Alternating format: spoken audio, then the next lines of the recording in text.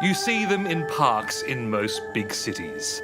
People exercising and meditating to the teachings of Falun Gong. Practitioners say it heals body and mind. Well, you've probably heard of Falun Gong as a persecuted spiritual movement, and it really is. The Chinese Communist Party has done terrible things to it. But you probably haven't heard that Falun Gong has also become one of the most determined backers of Donald Trump. In recent years, it's morphed from being a fringe quasi-religion to being a big player in America's conservative media establishment. So what is going on at Falun Gong? In this joint investigation with ABC Radio's Background Briefing, we're taking you around the world to find out. We just want to ask you if Master Lee is here. In New York State, we'll visit the base of its reclusive leader, Master Lee, a former government clerk who believes aliens walk the earth. They see him as a god, they see him as the creator of the universe.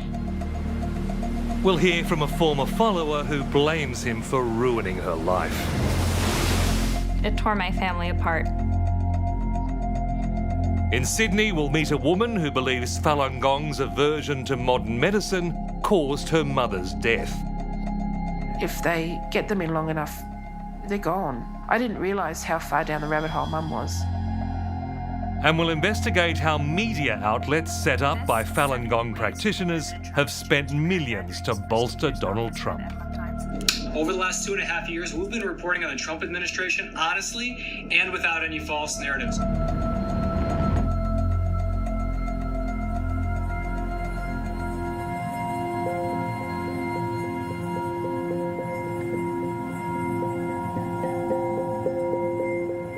Two hours' drive from New York City, ringed by the forests of the Shongum Mountains, is the headquarters of Falun Gong. You have to go a little bit off-road up this gravelly path that's very steep, and then you get to this beautiful lake area with hills around and these Tang Dynasty temples. One former follower, who wants to be known only as Anna, started coming here as a child after her parents joined the movement.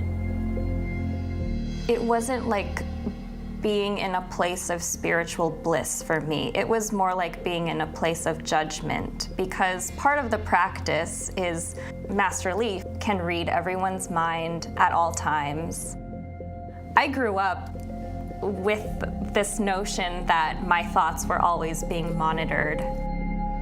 With a Chinese mother and a European father, she soon learned she was different from the other children.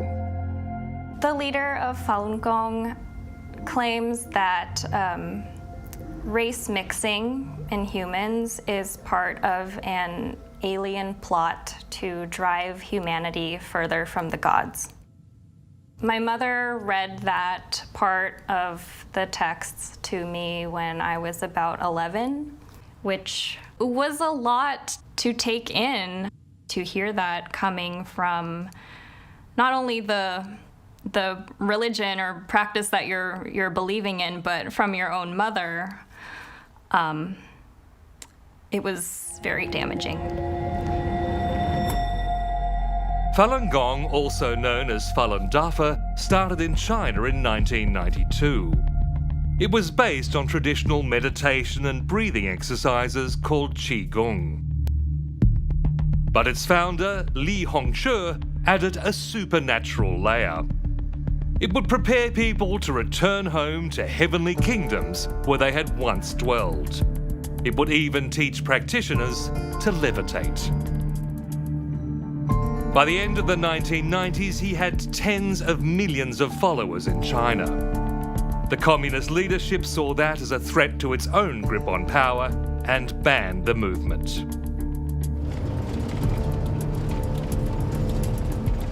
I began covering Falun Gong almost 20 years ago when I was the ABC's China correspondent.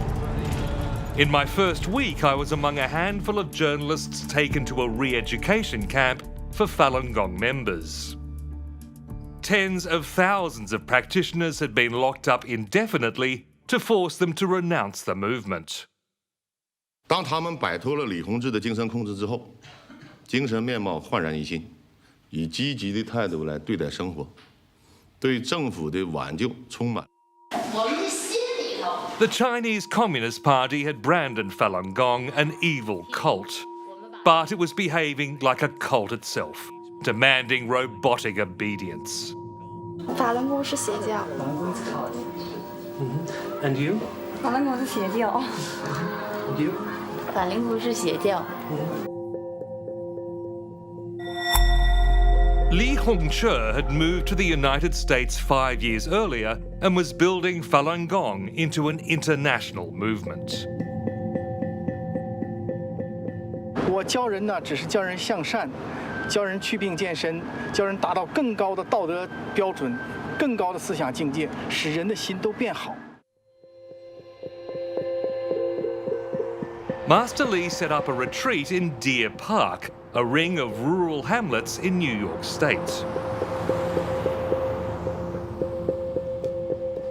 Grace Woodard's family has lived in the area for generations.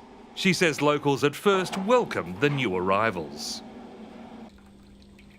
They had a public presentation with a diorama of the temples and rather beautifully done of what was going to be built at Dragon Springs.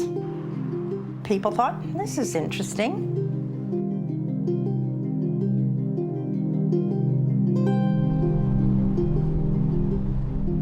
For 2 decades, the Falun Gong complex has been steadily expanding, even building a school and a dance and music college.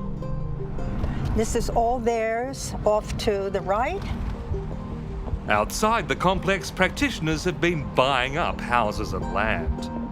And this whole area they wanted to put their shopping mall in, all along here.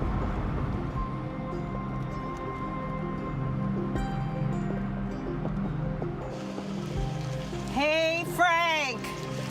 Hi, Grace. How are you? Pretty good.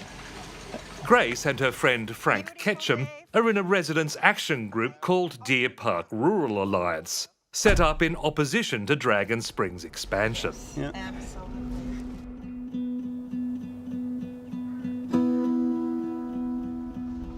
They regularly trek through the state forest to try to work out what's going on in the compound.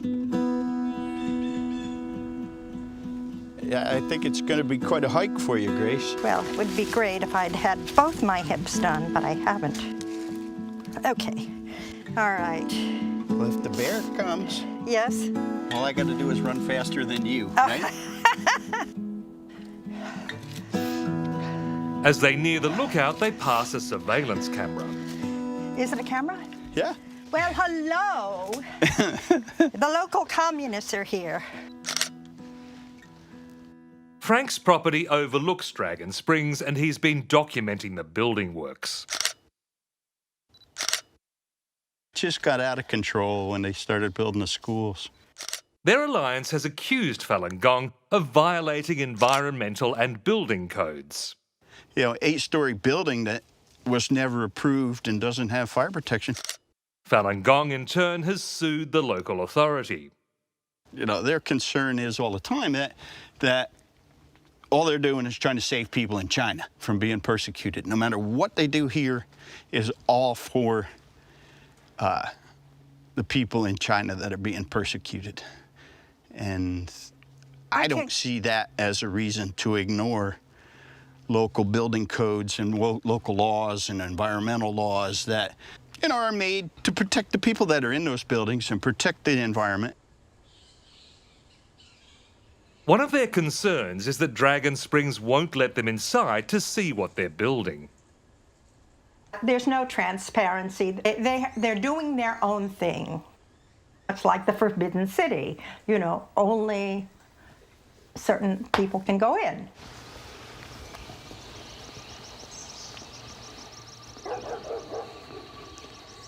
It looks like this is the entrance right here.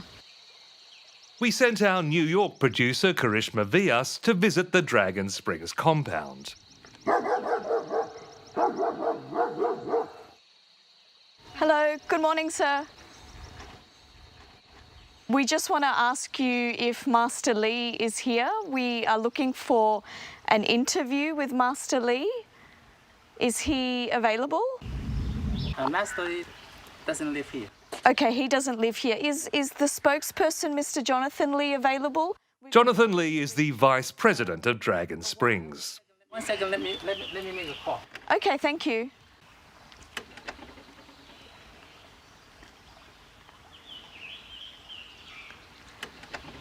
Looks like the security guards really don't know what to do with us. As they waited, security called the local police. There's a police car. Hi, good morning. I didn't realise you'd been called for us, but I'm happy to explain what we're doing.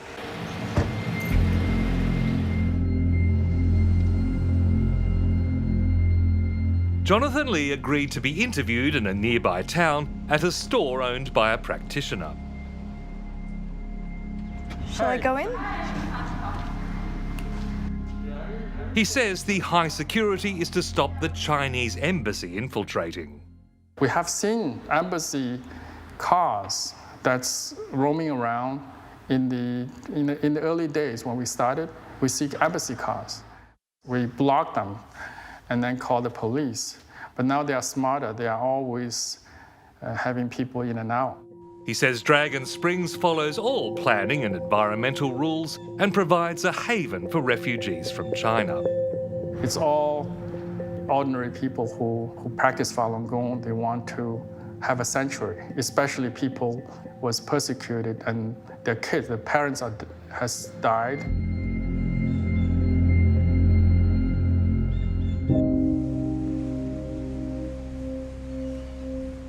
Anna is now 25. For her, Dragon Springs was never a sanctuary. Looking back, she says her mother became more distant the more time she spent with Falun Gong. Part of the whole premise of the practice is getting rid of your human attachments in order to attain salvation. I think that a lot of parents in the practice sort of conflate human attachment with just basic parental love. Her mother's dream was for Anna to become a Shenyun dancer. This is a professional troupe based in the compound and promoted heavily on Falun Gong's social media. This season, take an incredible journey through 5,000 years of culture with Shenyun. Before COVID, it toured the world constantly, raising the movement's global profile.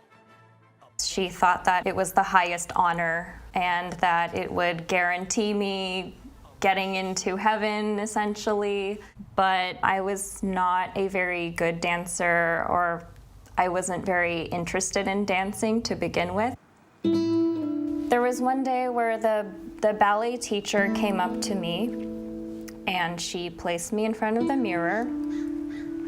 She lifted up my shirt, grabbed my stomach, shook it, and then turned to the other kids in the class, there were several of them, and said, "Do you see this, everyone? This is an example of how a woman should not look." At the age of 13, she was hospitalized with severe anorexia. She says her mother rejected the hospital's treatment plan. They wanted to include medication, and she refused because Falun Gong has a principle where you are absolutely not allowed to have any kind of medical treatment. It means you are a bad practitioner. It means you do not fully trust Master Li. Anna remembers the last time she went to Dragon Springs. She says her mother brought her to Master Li to exorcise her demons. So it was very hot, very humid. And I remember waiting in that room and they said, "Okay, Master's coming." He looked right into my eyes and just started waving his hands around my head and chanting something. And then I remember looking into his eyes and thinking, you are just another regular, pathetic man. On the way back, driving south, my mother said to me, "Now you're all better. You're normal now. Now I love you."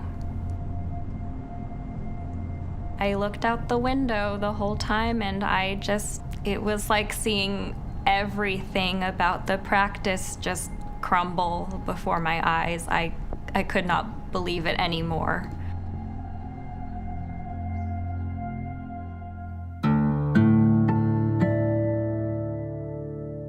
"16,000 kilometres away in Sydney, Australia, another family feels torn apart by Falun Gong.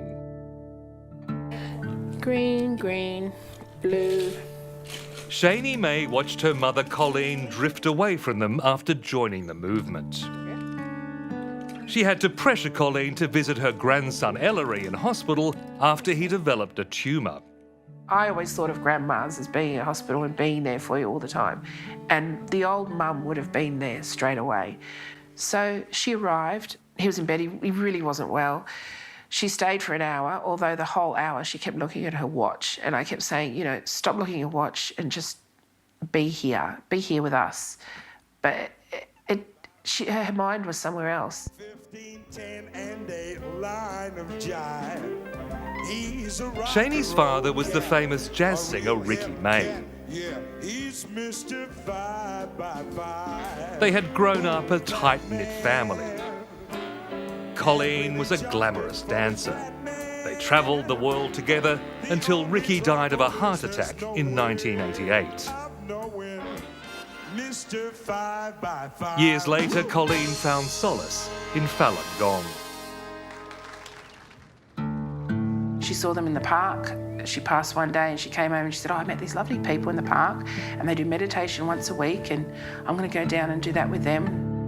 What seemed to be harmless soon took over her life as she became obsessed with studying Master Lee's teachings and organising protests against the Chinese government. As time grew on, there was something to do every day of the week, and then it was a couple of nights a week, and then it was weekends. So it really took over. It's amazing. She put everything in diaries. Shani's frustration turned to despair when Colleen fell ill but refused to see doctors or take medicine. See, I tell her, you're not well, you have to go see a doctor, and she kind of brushes it off as, I've just got a sore throat. Yet she knew she wasn't well. Body aching, coughing, throat sore. Colleen wrote in her diaries that she would cleanse and meditate. She'd literally just drink water. First day up for a while since Sunday, 4 days in bed, have had a huge cleanse. She was put on medication for high blood pressure. And when she joined Falun Gong, slowly she started not taking medication, as in if she had a headache, she wouldn't take Panadol, she'd go do exercises. If she had a sore leg or a sore back, then she'd lie down. And because of that, then she decided that she didn't need the blood pressure tablets. Jonathan Lee denies Falun Gong tells people to avoid hospitals or to stop taking medicine.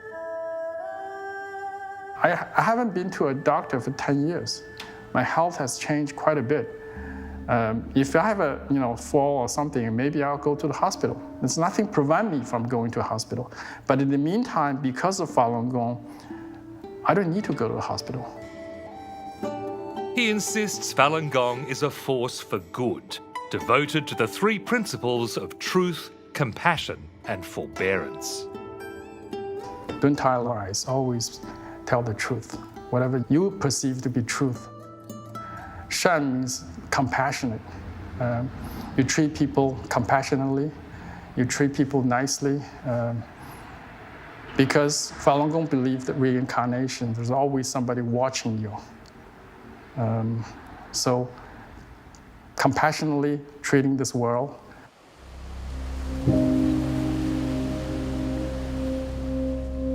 In Taiwan, we hear a different story. Ben Hurley was a Falun Gong practitioner for 12 years. He's now left the movement and works there as a freelance business journalist. He says he was attracted to Falun Gong during a difficult period in his youth. Contrary to Jonathan Lee, he claims Falun Gong does discourage people from taking medicine. In Falun Gong, teachings are, you don't acknowledge illnesses. There's plausible deniability because Lee has a range of teachings in there, ways that says, if you're sick, go to the hospital. But they're always in a sort of pass-off kind of disclaimer sort of a way. And the thrust of the teachings is that Master Lee can cure all of your illnesses, and you just have to believe in him. So people are dying because of Master Lee?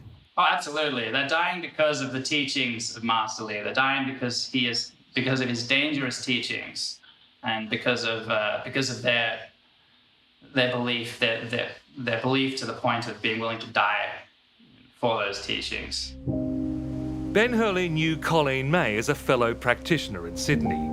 He witnessed people telling her not to get medical treatment. But there definitely was a group of people just encouraging her just to strengthen her belief that she'd be able to get through this. 3 years ago, at the age of 75, Colleen died from strokes and seizures caused by high blood pressure.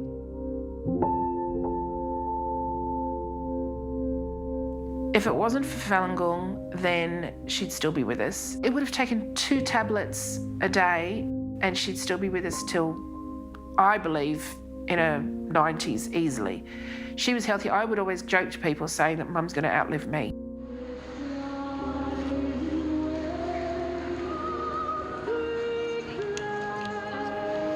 Years ago, July 20th, 1999, the Chinese Communist Party started the persecution of Falun Gong in China.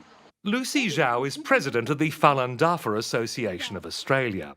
I asked her if she felt any responsibility for Colleen May's death. Colleen actually is a good friend of mine. I feel very sad for her family, and her health improved after she practiced Falun Gong. So whether she actually continued to take medication or not is her personal choice. So personally, I didn't told her or pressure her not to take medication. Some people did, according to people we've spoken to. They said, do not take medicine, put your trust in Master Lee and the teachings. That's probably the interpretation, personal interpretation of those practitioners that's close to her. But personally, I didn't. Falun Gong is no longer just a spiritual movement. Manhattan is the headquarters of a growing media empire aligned to Falun Gong. Called Epoch Media Group, it runs the conservative newspaper chain, the Epoch Times, which has now expanded into a popular online news channel. So we're here at Trump Tower in New York City with Laura Trump. Yes. Hello. Wonderful to have you on American Thought Leaders. Thank you. I'm excited to be here. Jonathan Lee says many practitioners support Trump's hardline stance on China. Because of Trump is very hard on China in terms of Falun Gong persecution, they think Trump is a hope for them for us to eventually be able to survive in China. This is a sort of a matter of cosmic importance for them that I think Trump gets re-elected. Thanks for tuning into the Epoch News, folks. I'm Angela Anderson. That support is reflected in the Epoch Times coverage of the Trump presidency. The economy is growing at a rate deemed impossible under the Obama administration. The Epoch Times insists it is neither owned nor operated by Falun Gong. But Ben Hurley, who worked on the Australian edition, believes they're one and the same. It's a bold-faced lie. It is a Falun Gong newspaper. Everyone that works there is a Falun Gong practitioner. They have a few people, a few token non-Falun Gong practitioners they get in, that they point to every time. But those people are outside the fortress. They're not a part of the organization. He thinks Master Lee has directed the group's media to go all out for Trump. Seeing Trump's aggressive stance with China And his openness to socially conservative beliefs, which Lee shares. He's just decided to sort of push the button and get the whole movement on board with Trump. Much of that support has been given on social media. What we know they did was use false information to frame it as Trump colluding with Russia. The Epoch Times spent close to $2 million on a Facebook advertising campaign that praised Trump and demonized his enemies. And it details how the Obama administration conspired against Donald Trump in the 2016 race. But it wasn't always clear who was behind the ads, with many pushed through made-up groups like Pure American Journalism or Honest Paper. Now that we know that Trump did collude with Russia, now that that's been conclusively determined. In August last year, Facebook banned the Epoch Times from purchasing any further advertising.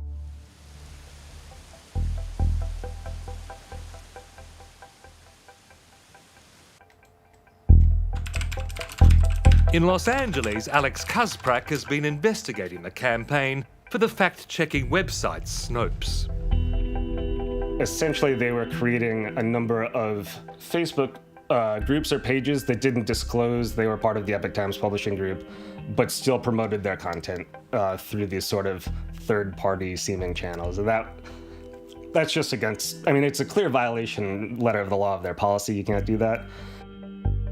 The Epoch Times denied deceptive conduct, claiming it was obvious they were behind the ads. But in December, Facebook took action again against a network it linked to the Epoch Media Group. BL, or the Beauty of Life, had been posting testimonials from supposed Trump supporters who didn't exist. They were just stock photos taken off the internet. It was so lazy. There was a picture of Helen Mirren, the actress, being sold as an American Trump supporter. It's just like, we all know who Helen Mirren is. You're not fooling anybody. After Snopes exposed the use of other people's photos, BL doubled down, using software to generate artificial photos. It sounds like the right play, but the technology is not there yet. So sometimes these things will come out with a hole, no eyes or black eyes. So there are some of these deformed faces, just really sort of dystopian looking stuff. And that was sort of their final hurrah, I would say, was when they were just making 100 fake profiles a day and throwing them into these BL groups. Facebook estimates that BL spent more than $9 million on ads reaching 55 million accounts.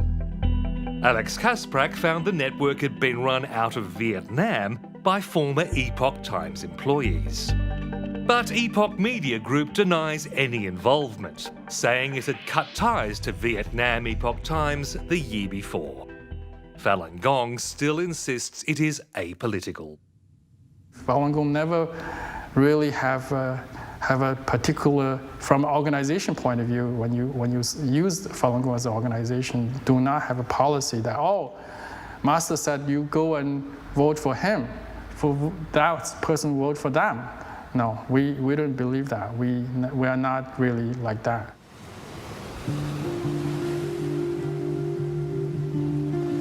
Master Lee has not been filmed in public for years. But Anna has watched in dismay as his movement grows ever stronger. When I found out that the group was supporting Donald Trump, that was very shocking. She has left the movement, she's estranged from her mother, but she still fears the power of Master Lee.